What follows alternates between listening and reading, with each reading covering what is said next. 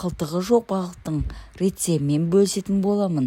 Парақшам пайдалы, подписка бөліміне тіркеліп, қоңыраушаны басуды ұмытпаңыз.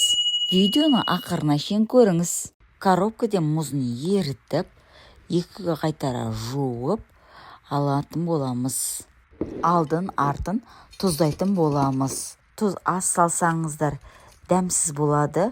Балықтың тұзы сәл көптеу болса, дәмі әдемі болады. 10 минутқа қоямыз, тұзы өзіне сіңу керек.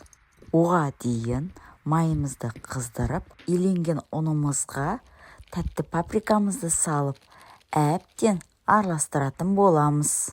Қызып тұрған майымызға грудинкамызды ұнға екі жағын аунатып, біртіндеп майымызға салатын боламыз.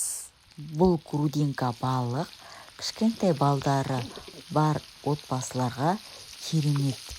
Қылтығы да өте аз, өте дәмді болып шығады. Арғы бетін ауыстыратын боламыз.